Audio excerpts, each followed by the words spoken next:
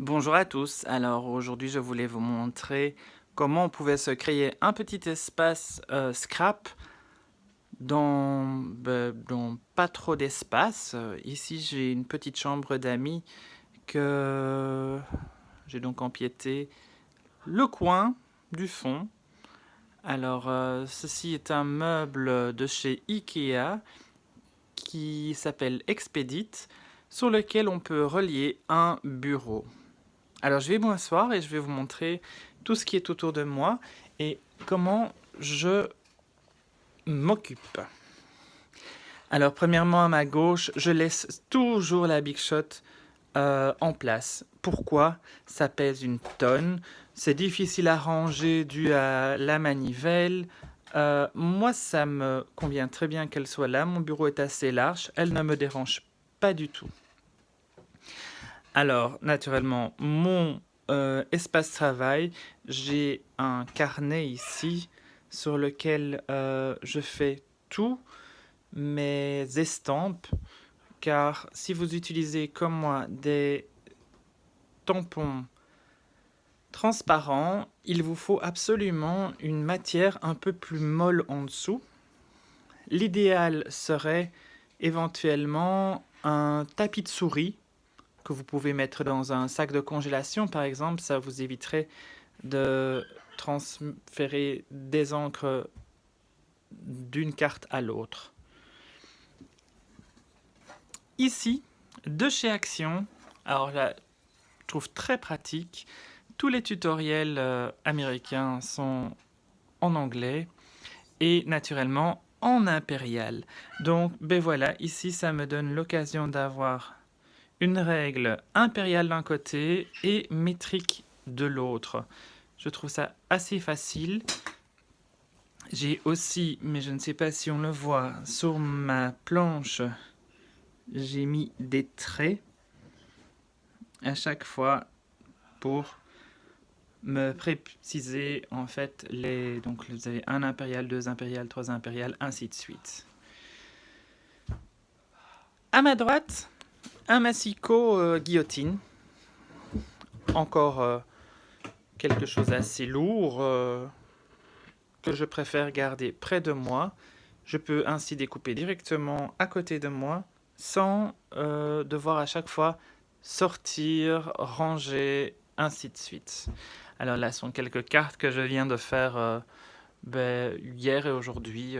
Voilà, alors je les expose pour me donner un petit peu d'idée. Face à moi, naturellement, j'habite une superbe région dans la périphérie de Bruxelles. Donc, regardez quelle magnifique vue, personne m'ennuie. Mais c'est pas ça dont on parle. Alors, j'ai deux paniers. L'un contient le matériel, l'autre les adhésifs. Alors, les adhésifs en morceaux, je veux dire, puisque j'ai de la colle qui est de ce côté-ci, mais que je préfère caler entre des pots, comme vous pouvez le voir ici. Alors, premier pot est tout ce que j'utilise le plus, c'est-à-dire hop, les plioirs, qu'on appelle les bone folders, pince à épiler, les tiges montées, donc j'en ai deux, j'en ai une là et une deuxième. Alors, cet outil-ci est un outil pour les stylistes d'ongles dont je me sers également pour faire des plis. Alors, ceci vient de chez AliExpress et ils se vendent par 4. Les autres sont dans un autre pot, mais je trouve que celui-ci, surtout ce côté-ci en fait, a la boule qui me convient le mieux. J'en ai un vert qui a une très grosse boule, vous verrez ça plus tard. Et un cutter de précision. Alors tout ça, je le range en fait dans un petit pot où j'ai mis du riz. Alors, vous pouvez mettre des boules, des haricots séchés, enfin quelque chose. Mais ça me permet de mettre mes outils dans le pot. Il reste droit, facile à prendre. Alors la pince à épiler, par contre, je la mets toujours entre sur le pot, en fait, sur le bord du pot. Et mon plioir préféré que je garde près de moi. Derrière, comme je vous ai dit, les cols liquides. Alors, j'en ai plusieurs, hein, donc il y a celle-ci qui est très bien. Celle-ci est pas mal pour les détails, donc c'est la duo.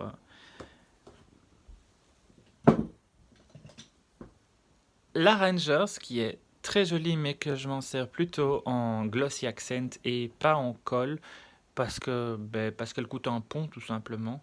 Donc, je préfère utiliser en colle liquide celle de chez Action.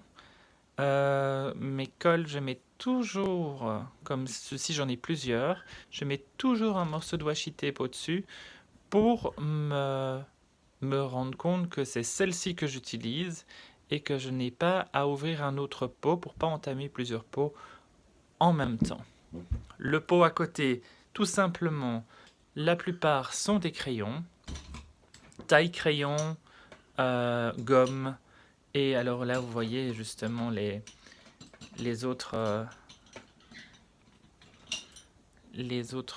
petits supports à boule, mais comme vous voyez par exemple l'orange, je ne sais pas l'utiliser car si je l'utilise, je perce mon papier tout simplement. C'est trop fin. Mais je le garde quand même.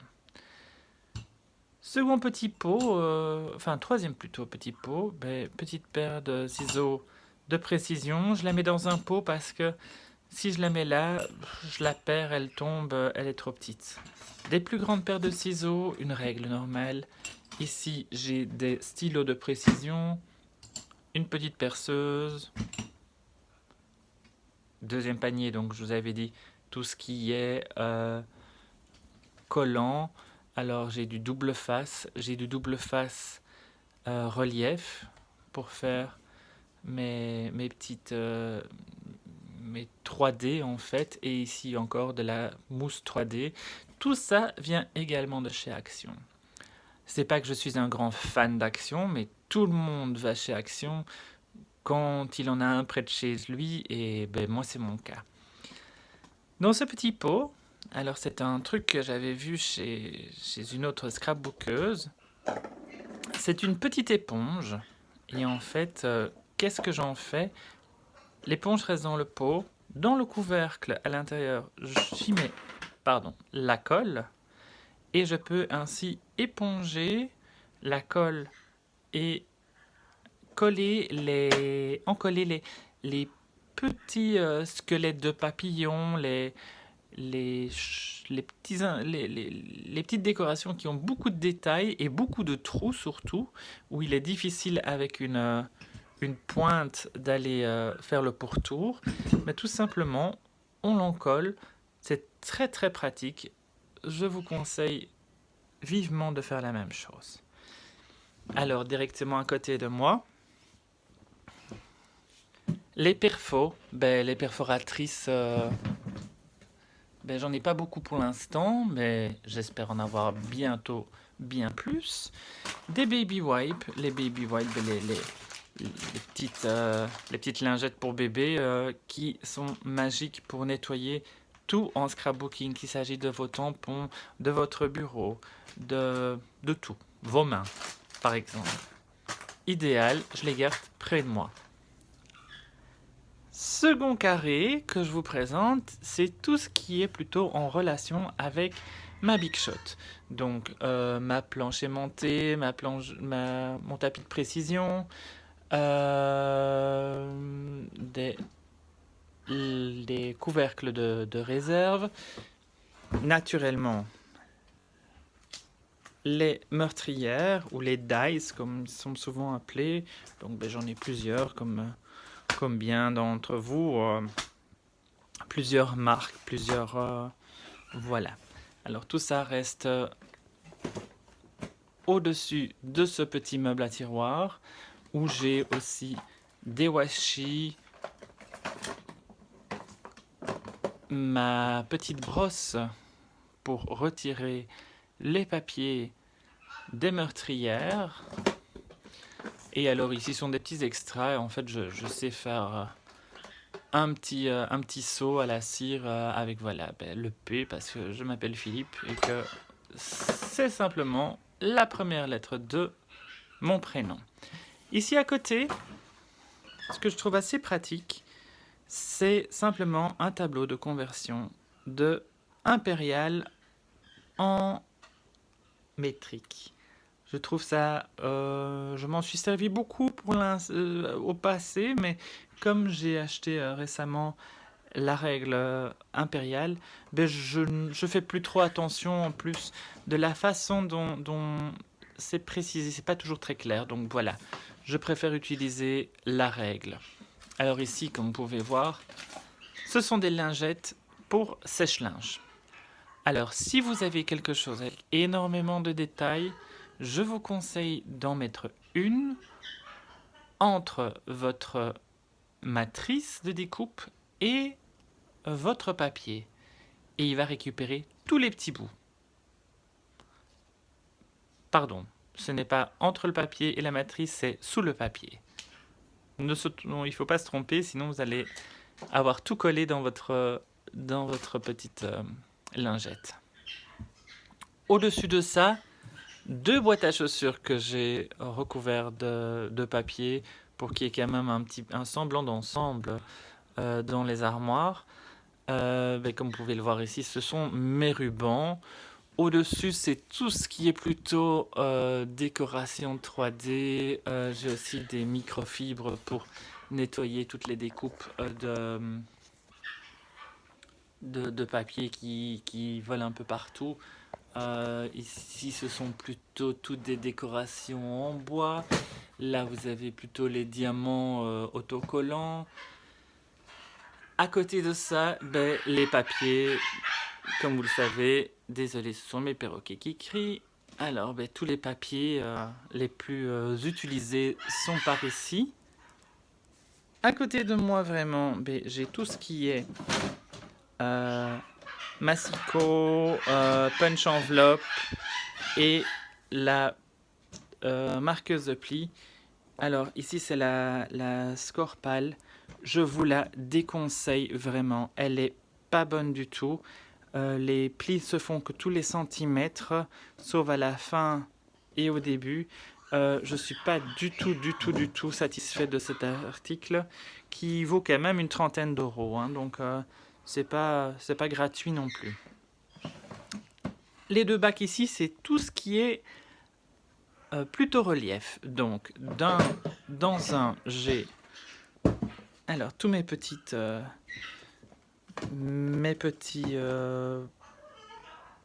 pochoirs afin de faire donc de la 3D sur les cartes. J'ai à chaque famille, je vais en prendre un par exemple au hasard, voici celui-là. Alors j'ai à chaque famille un petit morceau de washi tape avec un papier à l'intérieur où j'ai mis un signet noir. Donc je sais que si je mets mon papier dans ce sens-là, il sortira comme ça, tandis que si je le mets dans l'autre sens, il sera comme ça. Alors pour certains modèles, naturellement, ça fait une grosse différence. Et comme vous pouvez le voir, donc dans chaque, j'ai un morceau de papier blanc. Je vous conseille de prendre quelque chose d'uni afin de bien voir le relief que ça fait en gaufrage. Alors, la Versamark qui ne doit pas se trouver là, elle doit se trouver dans l'autre petit bac. Alors, la Versamark, c'est pour tout ce qui est naturellement gaufrage à chaud. Donc, j'ai mes poudres où à chaque fois j'ai tapis de la Versamark et de la poudre dessus afin de savoir quelle poudre correspondait à quoi. Dans les blancs, surtout, c'est assez difficile. Vous voyez ici, c'est de l'ivoire. Honnêtement, quand on le regarde dans le pot, on ne peut pas vraiment discerner que c'est de l'ivoire par rapport à celui-ci qui est en fait pur blanc. Et alors, donc là, il y a le pur paillette qui est argenté. Avec l'argenté lui-même, c'est très difficile à voir lequel est lequel.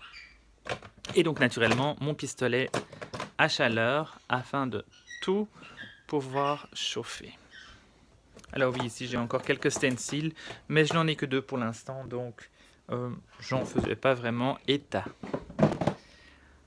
En dessous de ça, c'est plutôt tout le matériel de réserve. Donc vous avez tous les collants, les colles que j'ai en réserve et du matériel dont je n'ai pas vraiment directement besoin. J'ai encore ma photocopieuse imprimante en dessous. Et alors là, c'est plutôt aussi des pistolets à colle à chaud, etc. Naturellement, ici, la chose, je vais dire quasi essentielle, les tampons et les encres. Alors, par contre, j'ai acheté la Tonic Studio. Honnêtement, faites de même, c'est magique. C'est vraiment un très bon article. Et alors, dans les tampons, alors je suis désolé, j'ai pas de caméra, donc je vais tout faire avec le téléphone cellulaire, donc c'est un petit peu à une main. Alors, ça sont des tout nouveaux tampons que j'ai achetés. Je trouvais très joli pour faire un décor de fond. J'ai celui-là et j'en ai acheté un pour la Noël, que je trouvais très beau aussi, également. Alors, mes tampons, je les ai également à chaque fois mis dans une enveloppe avec un velcro. Ici, j'ai 2 sortes d'alphabet. Bon, alphabet, c'est clair. Et alors, j'ai plusieurs sortes. À chaque fois, j'ai tamponné l'intérieur afin de savoir ce qu'il y avait dedans. Alors, les tampons, j'en ai pas encore tellement. Et j'en suis bien content, car j'ai pu, via faire des commandes maintenant chez Stampin' Up, qui ont des choses qui me plaisent assez bien, car comme beaucoup d'entre nous, j'ai acheté les tampons de chez Action, et en fait, ils sont pas de bonne qualité. Vous allez acheter des choses que vous n'allez jamais utiliser probablement. Bon, ils sont pas tous naturellement de chez Action, hein. Mais voyez, il y a des morceaux blancs. C'est pas toujours. Faites attention quand vous achetez des tampons bon marché, car vous devez vraiment en avoir l'utilité. Je vous conseille des mots. Ici, c'est des mots, je pense, qui viennent de chez Artemio. Et c'est surtout des joyeux anniversaires, des joyeux Noël. Il y a des choses qui sont très sympas, genre juste pour toi, au fond du cœur. Voilà, ça ce sont félicitations. Ça sont vraiment de bons tampons parce que vous allez pouvoir les utiliser plein de fois. Tandis que ici par exemple, l'arbre, celui-là ça va à la limite, mais l'arbre honnêtement, je ne sais pas du tout quand je vais pouvoir l'utiliser. Je l'avais acheté pour les banderoles, mais comme vous pouvez voir, les banderoles ne sont pas fameuses non plus. Là, nous arrivons aux encres, et là aussi, j'ai fait une assez grosse commande chez Stampin' Up pour avoir des encres qui me conviennent mieux. Alors ici, vous avez principalement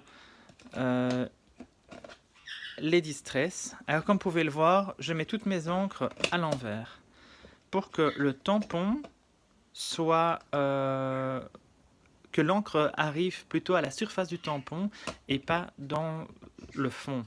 Puisque naturellement, quand vous allez mettre votre tampon sur le mousse, c'est là que doit se retrouver l'encre. Alors les Distress, j'en ai plusieurs. J'ai à chaque fois collé aussi un morceau de papier avec la couleur. Alors je suis pas vraiment fan. Par contre, j'aime beaucoup les oxydes qui, eux, sont de meilleure qualité, je trouve, quand il s'agit de faire des tampons. Et les Color Box, eux, sont pas mal non plus, mais je trouve qu'ils ne contiennent pas énormément d'encre. Alors ici, ben, c'est les mini, hein, donc j'ai les mini. Alors ici, j'ai une zinc. La e-zinc métal, honnêtement, ne l'achetez pas non plus. C'est pas une bonne idée. Ça ne fait pas beaucoup de dépôts d'encre. Et ici, des blocs acryliques afin de coller mes tampons. Un chiffon. Et naturellement, bon, là c'est des petits mousses qui vont avec ceci de rechange. Et le Stays on Clear. Alors ça, c'est un produit magique. Ça nettoie tous vos tampons, vos carrés d'acrylique, tout. Alors voilà, je vais le remettre et nous allons passer quasi au dernier morceau que je vais vous montrer. C'est tout ce qui est coloration. Alors coloration, ben, j'ai tous des marqueurs. Alors certains marqueurs viennent également de chez Action. Tout ce qui est carré vient de chez Action. Ils sont de moins bonne qualité que les Tombow, hein, qui sont quand même de très bons marqueurs. De plus, j'adore la pointe un petit peu pinceau.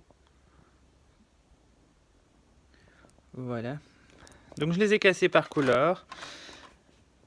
Ici, tous mes Lindy Stam Gang. Alors j'adore Lindy Stam Gang. Seulement, je n'ai pas vraiment encore eu beaucoup l'occasion de les utiliser. Parce que ben, nous venons d'emménager. Donc j'ai beaucoup du travail dans la maison. Enfin bref, ça c'est la petite histoire. Alors ici encore le miroir effect de chez Stamperia. Ben, comme vous voyez, je ne l'ai pas utilisé non plus encore. Et alors ça sont des cires de métallique.